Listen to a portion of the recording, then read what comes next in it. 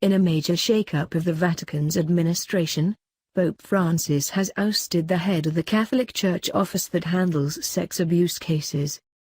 The move follows the high-profile exit of fellow conservative Cardinal George Pell, who last week took a leave of absence to return to Australia to face historical sexual abuse charges.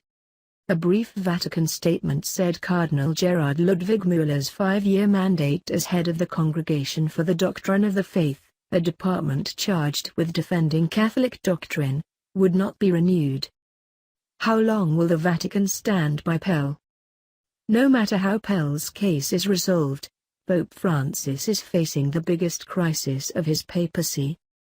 The position is the most important one that a pope fills in the Vatican hierarchy after the Secretary of State.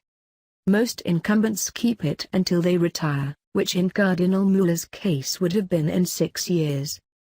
The 69-year-old cardinal, who was appointed by Pope Benedict in 2012, will be succeeded by the department's number 2, Archbishop Luis Francisco Ladaria Ferrer.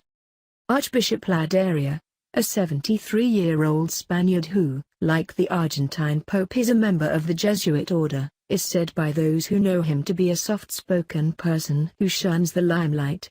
Cardinal Mueller, by contrast, often appears in the media. They speak the same language, and Ladaria is someone who is meek. He does not agitate the Pope and does not threaten him. A priest who works in the Vatican and knows both Cardinal Mueller and Archbishop Ladaria told Reuters, asking not to be named. Since his election in 2013, Pope Francis has given hope to progressives who want him to forge ahead with his vision for a more welcoming church that concentrates on mercy rather than the strict enforcement of rigid rules they see as antiquated. Cardinal Mueller is one of several cardinals in the Vatican who have publicly sparred with the Pope. In 2015, both Cardinal Mueller and Cardinal Pell were among 13 cardinals who signed a secret letter to the Pope complaining that a meeting of bishops discussing family issues was stacked in favor of liberals. The letter was leaked, embarrassing the signatories. Cardinal Mueller has criticized parts of a 2016 papal treatise called De Moris Laetitia, The Joy of Love, a cornerstone document of Pope Francis' attempt to make the 1.2 billion member church more inclusive and less condemning.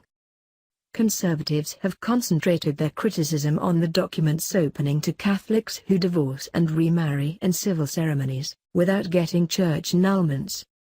Under church law they cannot receive communion unless they abstain from sex with their new partner, because their first marriage is still valid in the eyes of the church and therefore they are seen to be living in an adulterous state of sin.